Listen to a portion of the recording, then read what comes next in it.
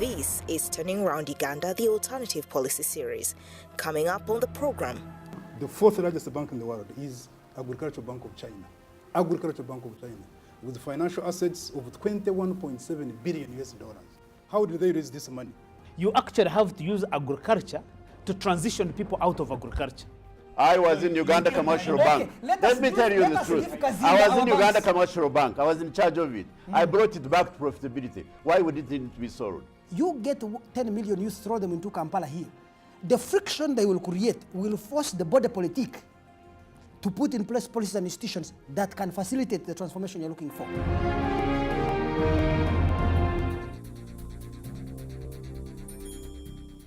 Uganda has been growing at an impressive 7% rate. Uganda's urban centers are bustling with business of all sorts, a clear indicator of economic growth. According to the 2013 Uganda Economic Debate Report by the World Bank, the overall financial year 2013 growth is likely to remain in the range of 4.3 to 5%. Yet the financial year 2014 and 2015 may recover to about 2.6%.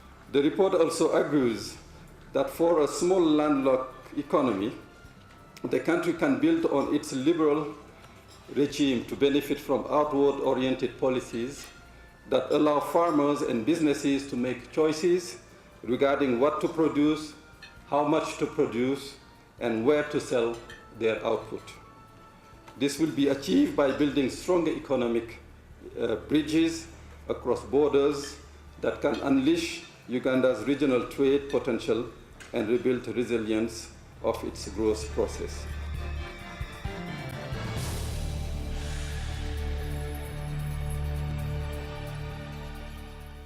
This growth has generated jobs, but only a small fraction of the population got into productive employment, leaving behind the bigger percentage of the population working in the low value-added agriculture sector. So, what growth model will deliver jobs and development to Uganda? I'm Simon Kasiate, and I'm joined by a distinguished team of eminent personalities. An economist, a presidential advisor on planning and finance, Dr. Ezra Suruma. Welcome and thanks for joining us. Thank you. Godobert Mushabe, social entrepreneur, lawyer, and executive director for ACCORD, which is the Advocates Coalition for Development and Environment. Thank you, Simon. Dr. Augustine Nwagaba, an economist in every sense of the word and also managing consultant at a private consulting company, Reeve Consult. Welcome and thanks for joining us. Thank you. Andrew Mwenda, renowned journalist and managing editor at the Independent publication. Thanks for joining us and good evening. The pleasure is all mine, Simon. I'll start with the senior economist in here, Dr. Ezra Suruma. The government has taunted great economic growth and development over the so many years that's been in power, 2 decades and counting, so to be exact. Has this delivered to your satisfaction the desired economic growth? Do we have enough jobs for all Ugandans? And are we seeing an upward growth? Well, it's important to point out that the initial years of this administration were concerned with restoring the stability of the economy of Uganda, which had totally broken down. In the 80s and 90s, the economy of Uganda had been devastated. There were no goods in shops. There were no infrastructure to speak of. The roads were broken down. There was no power. And so the initial years were concerned mainly with stabilizing, restoring normalcy to the economy, reducing inflation, privatization so that some of the enterprises around could work. This is where we spent most of our time. Eventually, we did, I think, bring normalcy or stabilization to the economy, and the economy started growing, but growing from a very low level where it had sunk during the 1970s and early 80s. Now, later on, of course, we had to deal with the structural issues, changing the structure of the economy, going from the predominance of agriculture in its share of GDP to other sectors such as services and industries. And here, of course, we are still struggling. But there has been some change. The growth has been impressive, but the structural change remains to accomplish full employment, to accomplish a level of growth that would absorb all the people that need to be employed. I want to put it to Godba. Is that what you receive when you carry out your research in this area? Yeah, I think I would agree with Dr. Suruma that really the first 5 years or so of the NRM government concentrated quite a lot on stabilizing things, actually stabilizing not only the economy but also the country in terms of peace and stability, in spite of the challenges that we experienced over the years in terms of insurgency. And it's undisputed that really the government got our economy out of the ditch where it had sunk. And we began to experience sustained levels of economic growth. At least the statistics have been very apparent. I think what has been challenging is that as the government became entrenched, the growth continued, and I think it continues up to now. But I keep on describing our economy as an economy that is growing in a circle. That when you look around the circle, you see a lot of achievements, you see a lot of success stories. But I think what we haven't been able to do is getting some of those big ideas that you are able to invest in and implement and step out of the circle and move forward. So I think that's where the challenge still remains. When you walk into a Ugandan supermarket, it is clear and apparent that there's very little on the shelf that is Ugandan made, and what you see mainly is a finished product that could as well have come from raw materials very abundant in Uganda. Professor Nwagaba, is that a state of an economy that definitely can be described as one that has provided jobs, that has led to economic development, that is indeed taking this country in an upward spiral? Yeah, thank you very much. One of the problems that we have, Dr. Suruma has elaborated on the growth of this economy, and nobody is disputing the fact that the Ugandan economy has grown. But what we are interested in is whether we normally have what you call a transformation, whether you have this growth with a transformation. And clearly, while the economy has grown, there hasn't been any transformation. You find that this growth is basically dictated by foreign ownership of growth. You have growth which is non-inclusive. You have, and if we can go into detail, for example, in the entire export sector performance, into the financial sector and the entire service provision, you find that there is no ownership of this growth. Most of the commodities, as you are saying, if you go to any supermarket, including, in fact, the other day I was in a no-commodity supermarket, and I almost shed a tear. In Western language, in actually Ruchiga, we have what we call a shekuru. A shekuru is a mortar which pounds ground nuts. It is imported from Malaysia. And you actually shed a tear to find that even a mortar for pounding ground nuts is imported from Malaysia. So what you have, what people are calling in a time when people are now using blenders. Simply before, you see, what we are calling growth is actually growth which is non-owned by Ugandans. Is that what you mean by transformation? What is that transformation? Transformation is a process which is owned by the people. It is deepening people's participation. The benefits accrue to everybody in the country, and then you can see there is inclusive growth. But if you have growth, which government has been seeing 5.6% of growth, and you find that actually that growth is concentrated in Kampala here. You know, when you talk about growth, what exactly do you mean? We would find that there is a cooperative movement. You go to Banyankole Kweterana, you have a pocket of growth there. You go to Busoga Cooperative, you find a pocket of growth there. You go to Umbali, Bugisu, you will find growth there. So you find growth is democratized. You find growth is all inclusive. You find growth is benefiting the rest of the people. But this growth, and I continue telling people, where you find growth is concentrated in a very small part, and the rest of the country is absolutely excluded from this growth. You really have what you call growth with exclusion, and that growth is not sustainable at all. Andrew Mwenda, do you agree that the growth that we witness today, that the economy of Uganda is growing at certain high percent, sometimes even double-digit percentages per annum, is not real? It is just a facade, as Professor Nwagaba has said. Would you agree with what he said? No, of course, in fact, what we get is real growth. First, I need to clarify that Uganda's economy started growing in the financial year 1987-88, not after 5 years. So after 1 year of NRM, the economy started growing and has been growing since then, which is a great achievement. But let me define transformation. there is what you call structural transformation of an economy. That is occasioned by two things. The movement of human beings in terms of settlement from living in rural areas to living in urban areas. The second element of transformation is attendant to the first. That is the shift of most of the people's livelihood from depending on agriculture to depending on industry. Remember, industries are always in cities. Those are the two elements of social transformation. There is something they call administrative transformation, which is from primitive administrative systems to modern bureaucratic systems, and political transformation, which moves from having people as wards or as chattel to lords to becoming citizens of a state, of a country. So that is actually the political economy description of or definition of transformation. Now, has Uganda transformed? If you look at statistically, in 1986, we can say about 80% of Uganda's economy, of Uganda's GDP was produced by agriculture. Today, you have 26% of Uganda's GDP is produced by industry, 50% of Uganda's GDP is produced by services, and only 24% is produced by agriculture. Now, there are structural deformities in that situation because we are told by statistics from UBOS, Uganda Bureau of Statistics, and Uganda Population Secretariat that 78% of Ugandans depend on agriculture for their livelihood. Absolutely.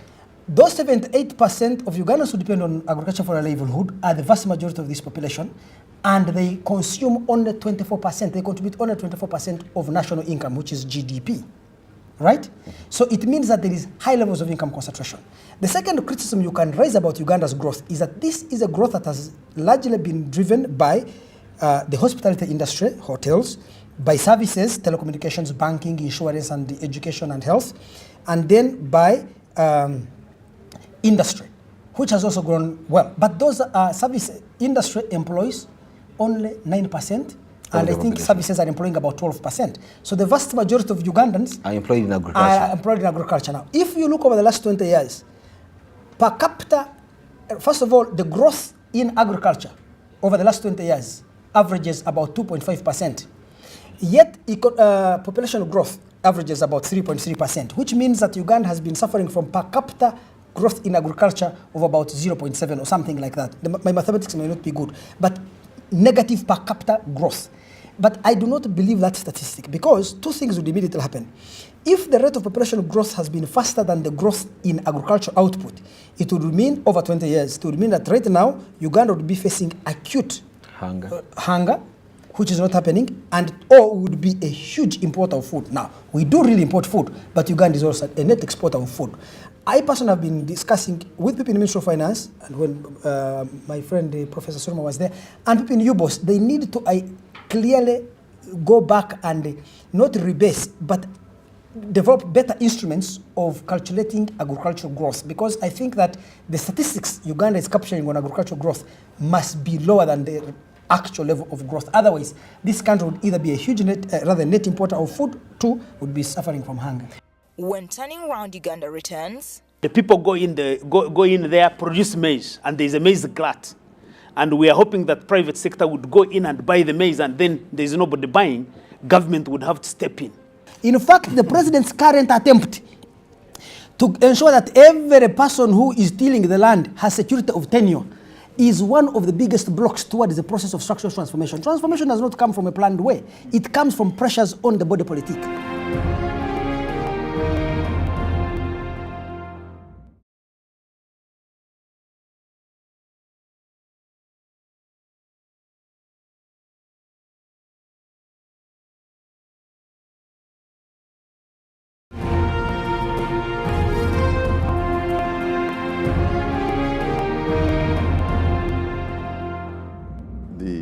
Shift in terms of GDP structure from the dominance of agriculture to dominance by other sectors such as services and industries is an objective that we had as far back as the 1960s. We wanted to reduce the share of agriculture in GDP by increasing other sectors. This has been achieved. However, what has not been achieved is being able to bring more of the population into these other sectors. Very good. And this is an issue.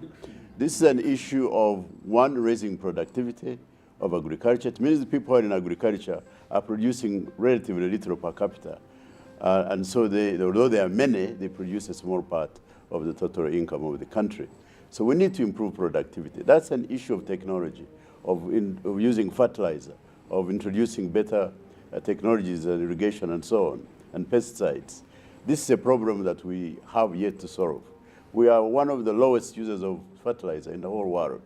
In Africa generally, but Uganda in particular, we use very little fertilizer in our production. If you have an acre of maize, or a hectare of maize and produce 1,000 kilograms, and someone in China producing 5,000 kilograms, someone in Belgium producing 8,000 kilograms, in it simply Holland, means an that acre produces 13,000 kilograms. It simply means that you'll be poor, you're relatively poor compared to what other people are getting. So we have to resolve that issue of agricultural productivity. Secondly, we have to reduce the people who are involved in agriculture, but this means that we have to improve investment in other sectors, in industry and in services. I'm particularly glad myself that services have improved, have increased. Some people are not so happy that services should be such a big part of the economy. I'm not particularly impressed by that argument. You have an economy like the United States where more than 70% is services, and I don't think we are better than they are. So I think the idea is that you have people who are delivering something that is valuable to society, whether they are doctors, or they are teachers, or they are entertainers, or they are transporters, or they are in finance. As long as those services are producing goods or services that people need, for me, I think this is good. We need more of these jobs, and we should work hard to increase these jobs, not only in industry, of course in industry if possible, but also in services. But we need many more of them. Professor Nwagawa, you seem to be like the bulk of many Ugandans who still suffer from the nostalgic hangover from these cooperative unions. Yes. Do you think that the resurgence of these cooperative unions would make the situation better for agriculture sector? Now, Dr. Suruma is saying he's very happy because, as Andrew is saying, agriculture currently is contributing about 22.6%. Services is 50.9%, actually to be very specific percent. Now, the contradiction is, if services are contributing 50.9% to GDP, how come, and for me that's the best problem I have, how come then that the majority of the people, 65.7%, to be very specific, remain in agriculture? So do you therefore mean that my mother should remain in agriculture for you proceed with MTN, with the Sertel, with the Airtel? Who owns these companies? How many people are working in these companies? What is the proportion being employed in these companies? So we should understand what a structural transformation of an economy is. If you want to tell me that services is good, we should have services as a sector, which is particularly what's happening in all of these countries, USA, UK insurance, banks. This is, of course, 80%. But you must make sure that everybody is moving also with this growth in the transformation. Professor Suruma, this is an indictment on your earlier postulation. Yes. Is it possible? It's not good. Is it possible that all people can move in one cocoon, in one economic activity, in one economic sector, and move to the whole? But Simon, you are misunderstanding the point. The point Suruma was making is, first, I didn't disagree with that. Just hold a second.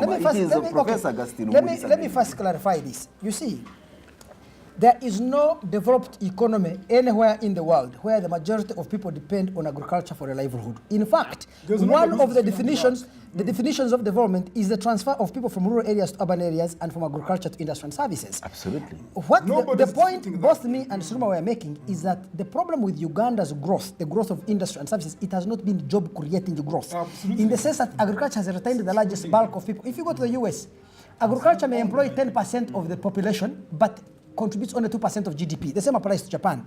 So the challenge that Augustine here should be saying is, how do we ensure that we get more people out of agriculture, and those who remain in agriculture, we make them much more productive.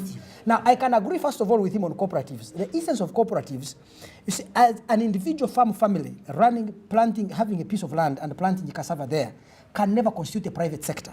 What cooperatives do is to transform an individual farm family into a private sector. Now, a cooperative union becomes a limited something equivalent to a limited liability company And all that these are allows you to shareholders. aggregate your production and market it in an organized and group way, more efficient. and you share risks and things like that. So that if you want to transform agriculture and make it more, increase productivity and transfer it from traditional to capitalist methods of production, you need a cooperative society.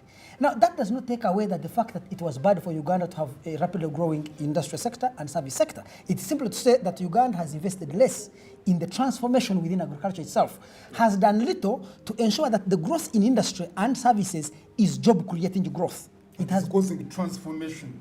That's the Godba, we know that Uganda embraced wholesale the issue of privatization, liberalization, and all this. So should we hold it at fault for not coming into deliberate interference in the agriculture sector and not have left it to the private players or the private sector to play an upper hand in how things are moving in that sector? No, actually, just a quick comment on what Andrew said about food security. The fact that I think Andrew mentioned something like, families are still able to get food. My experience right now, and I think that's an area where we need really empirical research. My experience is that many households in areas where we come from are increasingly relying more on the market, on supermarkets and small stores to actually access food. So, and where do these supermarkets get the food that they sell to? No, it's probably ugari, it's rice from Pakistan, it's this and that. So there are so many products. The products you see on the supermarkets here, they are all over the country. So I think that's one area where really government needs to invest in terms of research to understand the changes in the food security structure in this country. but on the point that you are mentioning. To my question, should this intervention be faulted on government, a government which believes that private sector-led growth in every sector should be the engine and not government intervention? No, you see, when you say private sector-led, one is that there must be a private sector, or you have to invest in creating it, whatever investments that you need to make. But even when the private sector is there, the government must be able to remain engaged, to be able to provide stewardship for the economy. I always refer people to the one of the UNCTAD reports, the United Nations Conference on Trade and Development, 1995, where they analyzed the successes of East Asian tigers before the bust.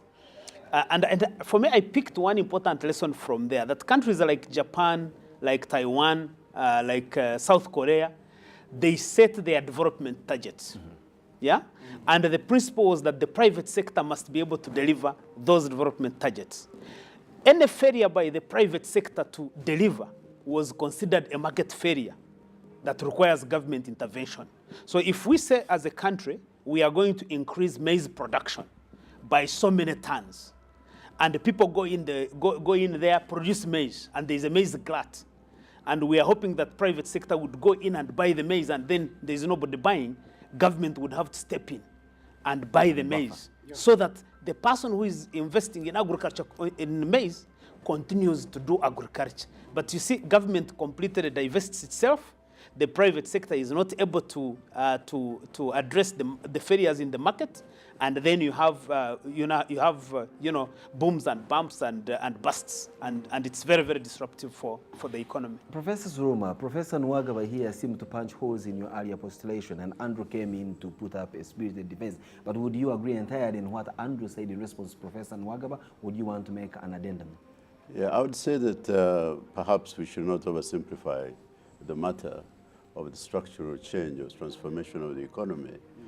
The people who have been traditional in agriculture, we are lucky that they are settled and they have a means of livelihood, would be in big problems if they started moving, as many of the young people are doing now, coming into the urban areas when there is no industry, when there are no services, to absorb them into these new sectors. So at least where they are in agriculture, in traditional agriculture, they were doing something, although inefficient, although not very highly productive, but at least they had a means of livelihood. They were not begging. So the transformation process has to be logical. We have to have sufficient investment in other sectors, in other areas, so that the growth of jobs, the growth of enterprises in these other sectors can absorb the people who are coming out of agriculture. And so the major problem we are facing as a country is actually the capacity to produce the capital, the savings normally would come from agriculture. People will produce agriculture, and the savings in many other countries which have grown, the agriculture will provide the savings that will build industries. We have tended to rely on outsiders to bring in investment, and it is not enough. And we have not generated enough domestic capital. The interest rates are extremely high. It's very difficult to find the capital, so it's difficult to start a business. And this, to me, is where the crux of the problem is now. Simon, just a moment. I think that Professor Ezra Suluma has put the argument on its head. It's a question of chicken and egg. Do you first create capacity to absorb people, or do you... In fact, what happens, most transformations I have read in history, you can look at the enclosure movement in Britain, is that in Britain, for example, there was enclosure of large pieces of land and people were thrown onto the streets. But once people come into urban areas, even when there are no opportunities, they create political pressure on the system to create opportunities for manufacturing, for other industries that can absorb them for jobs. Let me tell you, should you keep those peasants tied on the land, you will achieve a humane moral objective at the price of stopping the necessary political pressure that will lead to public policies and political institutions that can attract foreign and domestic investment in manufacturing and other areas that can absorb youth. You get 10 million youth, throw them into Kampala here. The friction they will create will force the border politique to put in place policies and institutions that can facilitate the transformation you're looking for. In fact, the president's current attempt to ensure that every person who is tilling the land has security of tenure is one of the biggest blocks towards the process of structural transformation. Transformation does not come from a planned way. It comes from pressures on the border politique. No, absolutely. I think that's one key point where I agree with Andrew, that because you see... One key and rare. No, we have so many points we agree. Because you see, Dr. Suluma, you have to appreciate that we're also dealing with some failures.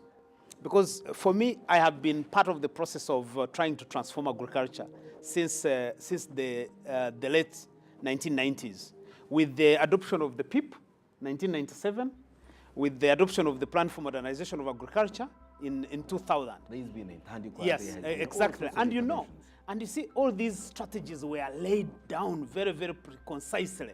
And we talked about the backward and forward linkages that can be created by the agriculture sector, and the proposition that we invest in agro-industries. In other words, create demand for agriculture, but also provide jobs in the agriculture sector. Because I think an agriculture economy like Uganda, you actually have to use agriculture to transition people out of agriculture. So in other words, you would have to invest in agriculture. People make money. I think the anecdotal evidence is there that when people succeed in agriculture, they move to other sectors. Absolutely. Yeah, so I think that's one thing that we failed to be able to do in terms of achieving what we should be achieving. So as a matter of fact, I would want to see government actually looking at agriculture as a sector that drives transformation. Great, Godba. And figuratively speaking, shouldn't be a debate on the egg and the chicken and what came first. So when we come back from this break on Turning Around Uganda, this distinguished gentleman will be telling us in no uncertain terms what practical steps can be done, not should have been done, not could have been done, but what must be done to turn the tide, to make Uganda's economy one that provides jobs, one that ensures economic development, and one that everyone will look at and say, well, it is moving from one step A to one step B, but taking an upward trend. We'll be right back. It's Turning Around Uganda.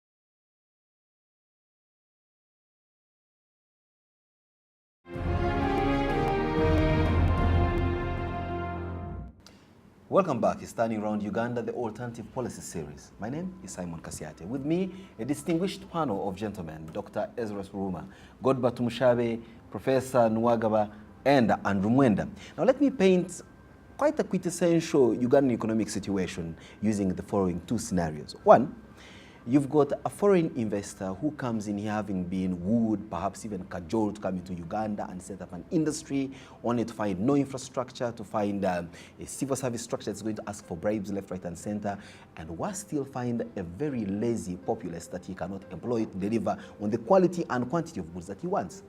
Isn't that a disconnect where you find aspirations, whims, and fancies of people and not actually reflected in the reality on the ground? Andrew. Well, first of all, I do not.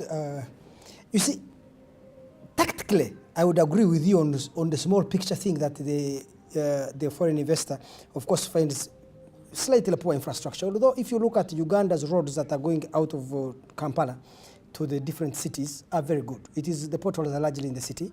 Right now, we have overcome the problem of electricity. There are very few industries are complaining that they are being load shedded. The communications, sometimes our calls are dropped, but largely we have good telecommunications. The financial infrastructure is very good. They have access to money. Yesterday I have Bridge Friends, a multinational company. They wanted to negotiate a $21 million loan from Stanbic Bank. And the guys told them, look, we can approve up to $30 million if you want. Here in Uganda, then above $30 million, we can only do it by contacting our headquarters in Johannesburg or Nairobi. Good interest rate. Yes, which is 10%. And the word good is in... Yes, but you see, although the interest rate in Uganda on the dollar, if you borrow, is 10% or 12%, prime lending would be about 9%. What is the rate of return on capital in Uganda? The rate of return on capital in the United States is 3%. The rate of return on capital in Uganda, look at MTN, is about 50%. So these people make a lot of money. You look at Stanbic Bank. They bought UCB at $20 million. Last year, they made a profit of $150 billion. That's about $60 million. Look at Standard Chartered Bank. Last year, they made a profit of about another $164 billion. Look at Credit Bank. They have made $105 billion in profit. So there is a lot of opportunity in Uganda, and any foreign investor coming here will get a risk-adjusted return. In other words, there is a risk of possibly the cost of infrastructure, whatever it is, but the return they get is much, much more than any return they can get in Europe, even in China. You have seen all these foreigners coming to work in Uganda. We have a nascent oil industry, but how many expatriates work in MTN? How many expatriates work in Standard Chartered Bank? Are they 10%? First, foreign companies that come here are able to employ very many Ugandans, and those Ugandans are doing an extraordinary job. You have seen all these foreigners coming to work in Uganda. We have a nascent oil industry, but how many expatriates work in MTN? How many expatriates work in Standard Chartered Bank? Are they 10%? First, foreign companies that come here are able to employ very many Ugandans, and those Ugandans are doing an extraordinary job. In spite of all our weaknesses, they're doing an extraordinary job. These companies are making a lot of profit, and the more profit they make, the more taxes the government earns, the more salaries people here get, but also technology, skills, experience, connections, exposure that we get. But the most important thing is, if a company is making high profits, then it is incentivized to invest more, because when you invest more, you earn more. Do you see? Professor Nwagaba, do you agree with Andrew Mwen that when foreign investors come here, in fact, it is to the good of this country more than the good of these particular entities that come in here? It's a win-win situation. It doesn't have to be It does not have to be either or. Live money out of this. It doesn't have to be either or. Why should I bring my money here? It doesn't have to be either or. It doesn't have to be either or. It's a win-win situation. Uganda benefits, they also benefit. Half a win for Uganda and a full win for... Let me give you an example. Here we have 25 commercial banks. 25 commercial banks. The entire financial assets of all these banks added together, 75% of the entire financial assets of all of these 25 banks is owned by foreigners. It's owned by foreigners. This is the profit my brother Andrew is talking about. And what is it? The question is, what is it that makes us very difficult to invest, for example, in that financial services sector? We as Ugandans. We as Ugandans. Let me give you an example. We have got 4 banks in the world. JP Morgan, HSBC. The fourth largest bank in the world is Agricultural Bank of China. Agricultural Bank of China, with financial assets of $21.7 billion US. How did they raise this money? It was sold in very acrimoniously first, and eventually bought by Stanbic. Stanbic, we made all these losses you saw.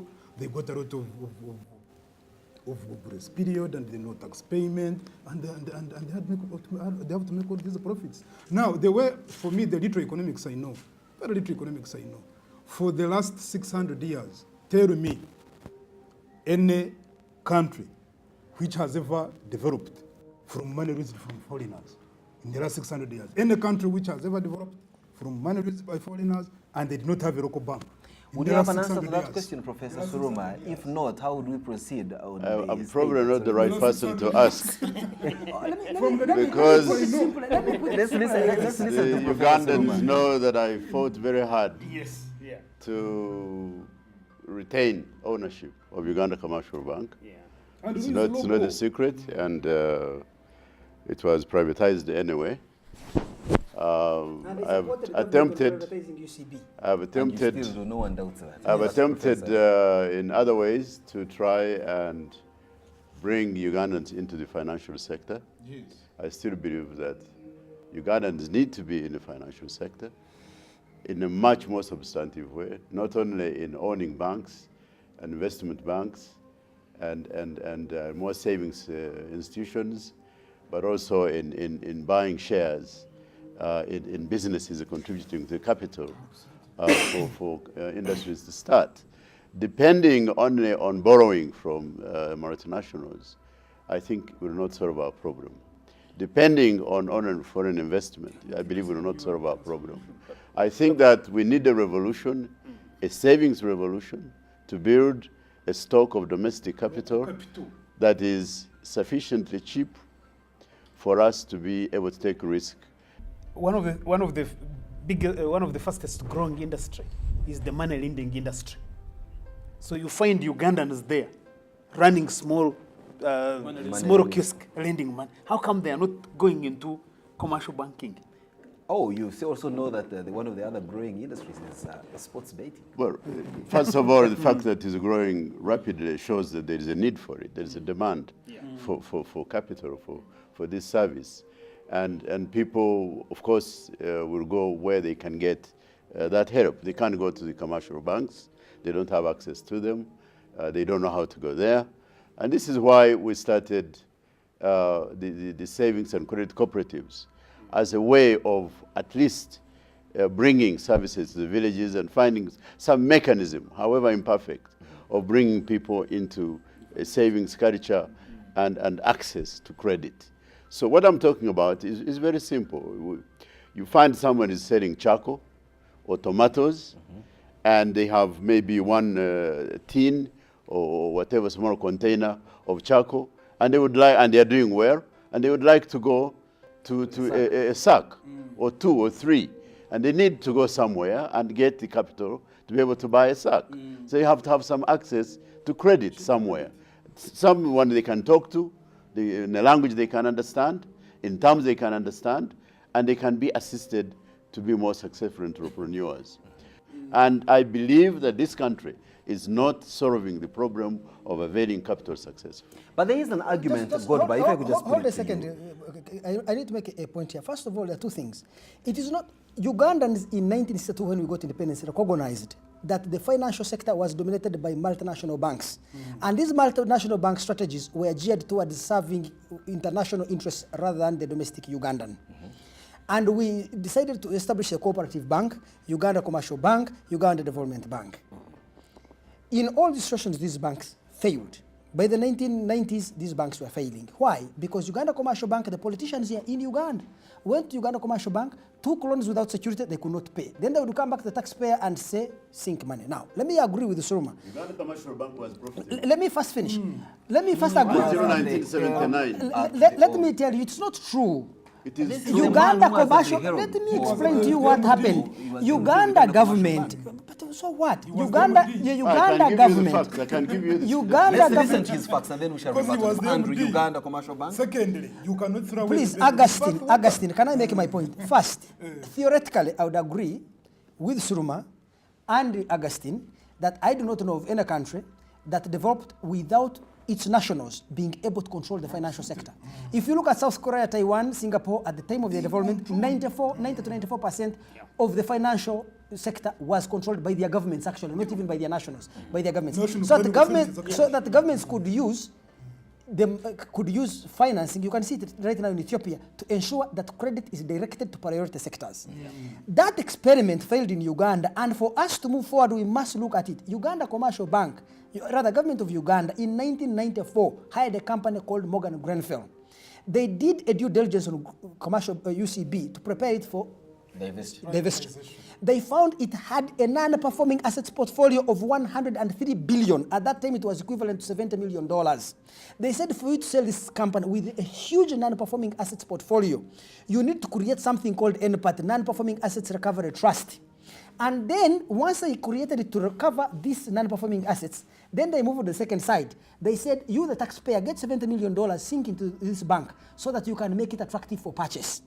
Unless and until this country has a government that is able to stamp out corruption and stop insider wheeler dealing, whereby politicians, MPs, RDCs, army officers go to a bank without proper business plans, even influential journalists like me, without a proper business plan, without collateral, without sound financial credibility, and you borrow, you cannot have a government on banks. Let me finish my argument by saying the following. That, ladies and gentlemen, states are not generic. States vary in terms of their internal institutional endowments or competencies and their external ties. Some governments have great internal discipline, and they can impose that discipline on their agents. You can see it in Ethiopia, you can see it in Rwanda. Some governments are internally incoherent institutionally, and their relations with the societies and groups they deal with are very primordial. Uganda, the way it acts, if people in public service can steal 340 billion worth of pensioners, if people in health can scream off most of the money for the healthcare sector, if you say government of Uganda should own a bank, you are putting Dracula in charge of the blood bank. Ladies and gentlemen, let us not have hyenas in charge of the meat market. Can I interject? We've just been going through a global financial crisis. Huge banks, world banks, were collapsing. Governments had to come in and assist them. You think they should have sold them? They didn't. They intervened, and those banks have remained in those countries. And are those They did not close them down. And was that not the owners of the banks at Wall Street were the only ones financing the Congress people in Parliament, financing the president. And America is a corrupt cartel that runs. America is not a democracy. It is an oligarchy of corporations. These corporate banks. Stick to your argument. Stick to your argument. Let me explain to you why it happened. That is a bit diversionary. Yes, that's diversionary. The fact that the bank has a problem, the cooperative bank has a problem, does not mean that now we stop indigenous people getting into the financial sector. You solve the problem. But anyway, going forward, with a baby with a bathwater. But Professor Suluma, going forward, and I wish to restrain Andrew. In charge of the meat market? I was in Uganda Commercial Bank. Let me tell you the truth. I was in Uganda Commercial Bank. I was in charge of it. I brought it back to profitability. Why would it need to be sold? It was breaking profit until 1979. I want to ask you a simple question. From the time it was formed, let me tell you the facts. Let me tell you the facts. From 1965 to 1979, Uganda Commercial Bank was profitable. It made loss in 1979 because of the buildings which were bombed during the Amin War and had to be written off. After that, it continued to make profit. It was not until actually when Frank Mwina, my friend, came in that bank started making a loss. I went in, I addressed that problem, I closed down branches, I brought back to operational profitability. You know what they told me? The World Bank told me now it will fetch a better profit. I said I was not doing this for it to be sold. I wanted it to be sold to Ugandans. You want me to answer this? No. Godba. There's no answer. I'm waiting for my question. Absolutely. Everybody telling me for the last 600 years. No, Andrew has capitulated. That has not happened, and everyone agrees around this table. But Godba, to move forward economically, You see, we are moving. Simon, We are this debate is getting very well. You see, therefore, we have to discuss two things. Me, I say we have tried government ownership of banks. We have seen what has happened. But the government of Uganda is even still, today as I speak, it is involved in financing exporters. There was a time they gave 13 million to Kananathan here for TriStar.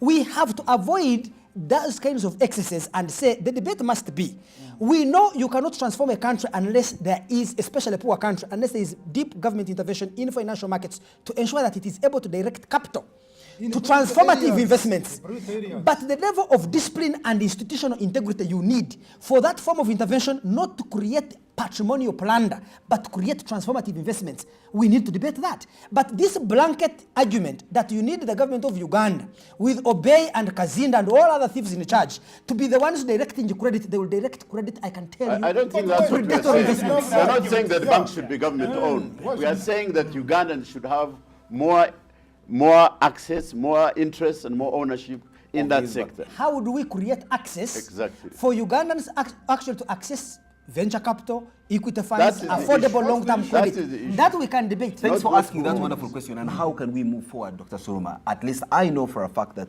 for the agricultural sector, there is a group of donors under the European Union who are suggesting an equity finance for agribusiness and in agriculture. Is that one of the many ways that we can make this economy? That's one possible way. Certainly the financial sector has to become wider, and we have to make sure that, first of all, the individual savings are put in institutions that are safe, that are trusted by the people, and that are not losing the money, that there's proper records and accounting in those institutions.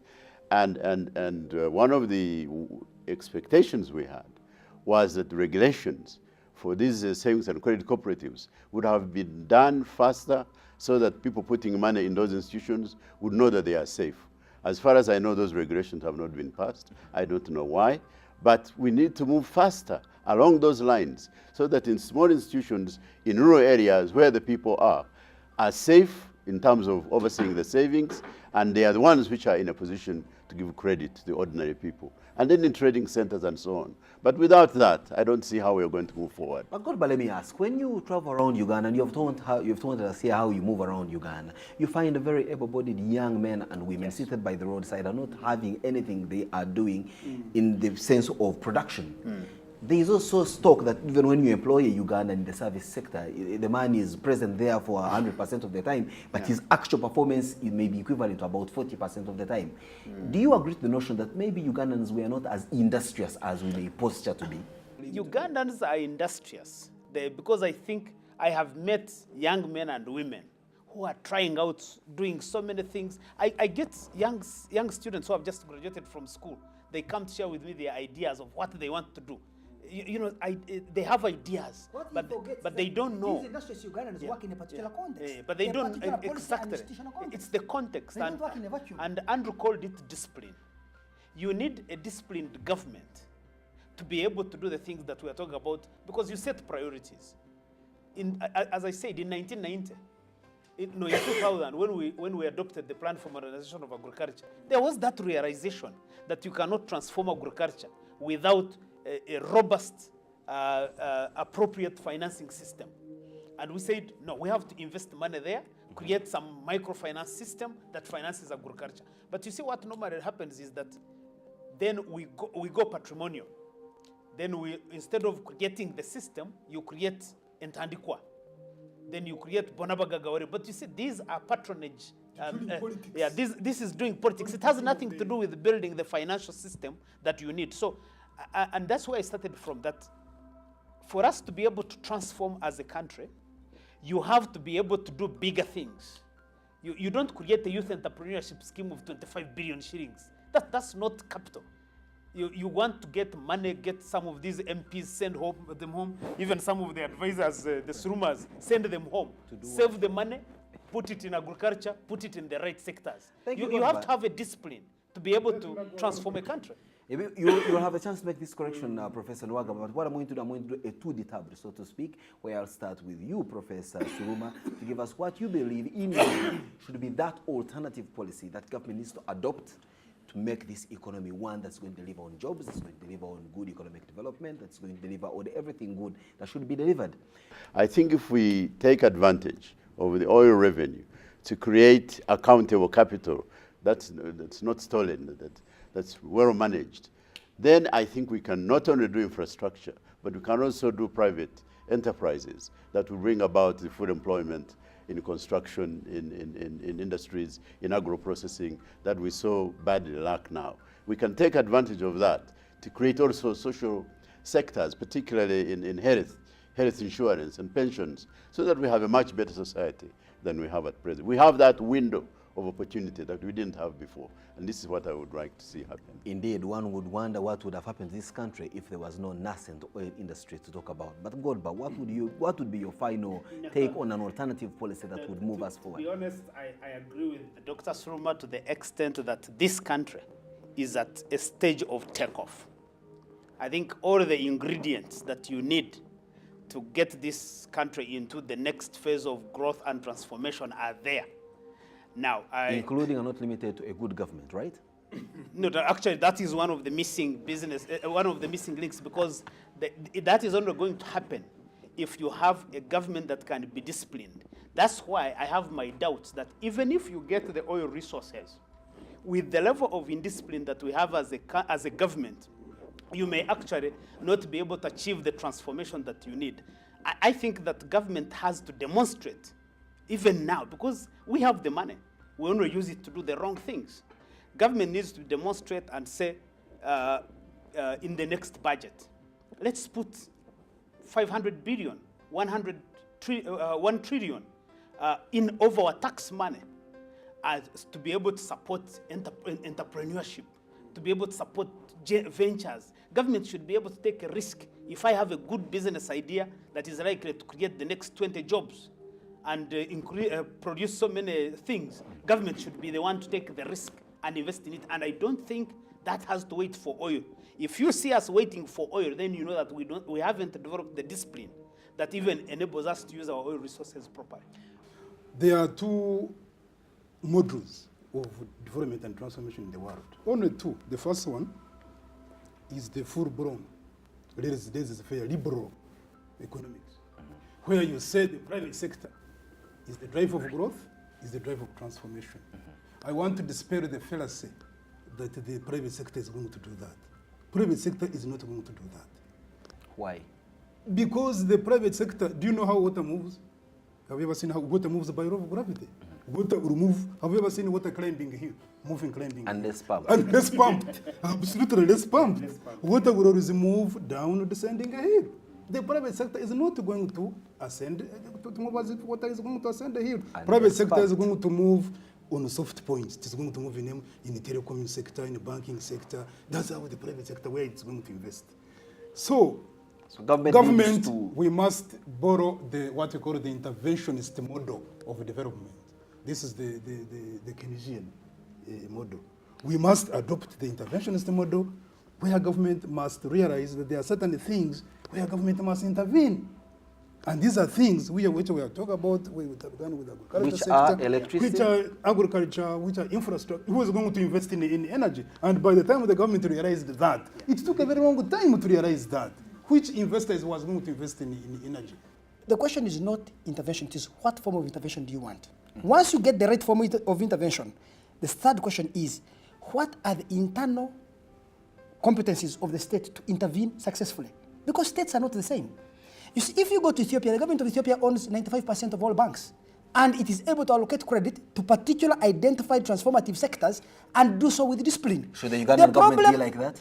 This is the question I'm asking. There is a problem with our government. The problem with our government, let me give you an example. They said we are intervening in energy, we are going to build Karuma. I am willing to bet $1,000 here. If you have Karuma in the next 5 years, you take me to court. They won't have it because in the parliament they are debating. At State House they are debating. On radio they are debating. Everybody in this country has a say. Let me tell you, first of all, government must govern. If everybody in Uganda is going to govern, government can't govern. So government of Uganda is hemmed and captured by so many individual and group interests. No. So yes, the government of Uganda wants to build Entebbe Expressway. They have been planning to finish it for the last 2 years. In the next 5 years, if you have Entebbe Expressway, it won't be there. This is the same government. It lacks discipline, it lacks coherence, but also it lacks a certain degree of independence from individual and particularistic pressures that can allow it to identify a project of national transformation and systematically go ahead to implement it successfully. Are these weaknesses this government can win itself over? Or should we just get rid of it? I mean, there must be a solution here. The solution is this. The solution is this. The solution is this. When you have Dracula in charge of the blood bank, the best thing to do for you is not to have blood in that bank. Don't pour blood into it. These people here are failing to theorize the specific character of the state called the state of Uganda we're dealing with. They are talking of a theory. The US state, the state in Britain, the state in South Korea. Get rid of Dracula and maintain the blood there. Why do you want to keep Dracula and remove the blood? You see, the Ugandans define this problem narrowly. They say the problem is the government of Mr. Yoweri Museveni. Actually, let me tell you, the problem is a problem of the political class in Uganda. The elite class that runs this country, with its ethnic divisions, has specific structural deformities. The problem when you have such an incoherent government, the worst solution is to put an incompetent government in charge of intervention. What then should be the solution, Andrew? As far as possible, try to use the private sector and only use the government sparingly, because the government is incoherent, incompetent, and corrupt. Ladies and gentlemen, we have it now from Andrew Mwenda. He believes that the government is a communion of sinners and the private sector is a communion of saints. Well said. Will that take us? Will that turn around Uganda? Your guess is as good as mine. You're watching Turning Around Uganda, and I must thank the distinguished gentlemen on this panel, Professor Ezra Suruma, Mr. Godbert Mushabe, Dr. Augustine Nwagaba, and Mr. Andrew Mwenda. Thanks a lot for joining us to discuss the economy of Uganda and how this economy can be transformed to transform this country.